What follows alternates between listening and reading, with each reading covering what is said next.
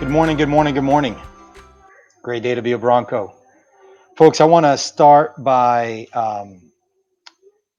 just addressing the fact that we have extended the school closure.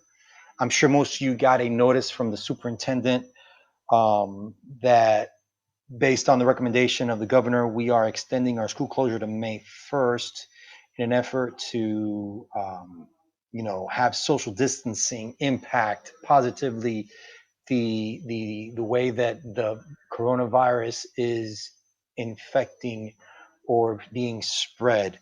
So on that note, us, the administrative team, and the faculty and staff, we're going to talk and meet.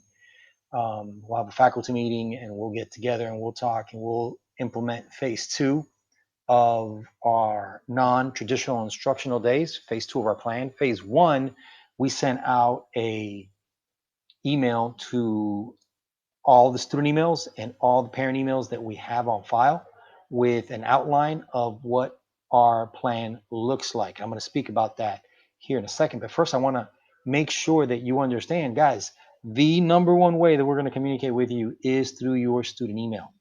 And your parents, the number one way that we're going to communicate with them is with the emails that they've given us that we have on Infinite Campus.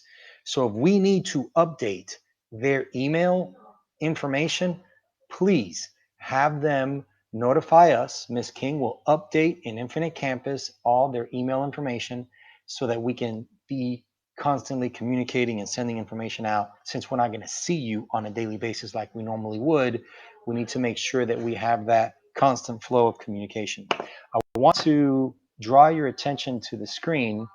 And what we've done is April 6th, when we come back from spring break, was going to be an A day anyway. So we kept that as an A day. And we have our A day, B day rotation consistent through April 17th, which is our phase one of our non traditional instructional days, our NTI days. What the other thing we've done is we've designated time slots for each teacher to be available for the purpose of class, for the purpose of their students. So there's going to be some of your teachers that are going to be online actively teaching lessons, or they'll be creating lessons and pushing lessons out through your Canvas accounts, or they'll be available to answer emails, respond virtually or over the phone to any questions that you may have. But let's talk about the instructional process for a minute. Student email are going to be the number one method of communication. Your Canvas on your Chromebooks are going to be the way that we engage in the lesson, the way that we communicate, the way that we teach in this virtual environment. So it's very important that your Chromebook is functional, that you have a Chromebook that is charged, that your charger works, that you're ready to do the things that you need to do to be marked participatory or to be marked present within your class and turn in your assignments and earn the grade that you desire, that you've earned. I also want to share with you that we have information being sent out, not just through email, but we also have our website. You can keep up with a lot of information through our website.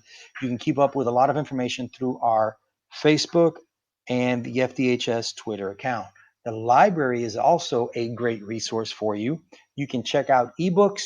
You can have audiobooks checked out. You can engage in a lot of different resources and data research opportunities virtually through the website link on our website, on the school's website. You can get to the library's website.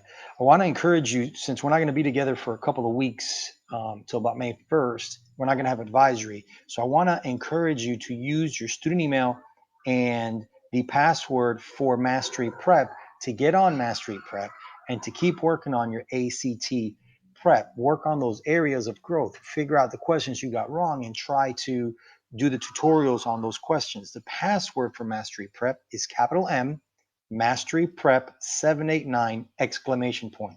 You can change your password once you get into the software. My last message for you is I want you to think for a minute, okay? Think about how big the world is. And there is not one area, I don't think, that is not experiencing part of this pandemic that we're experiencing. You are living through a historic era of time.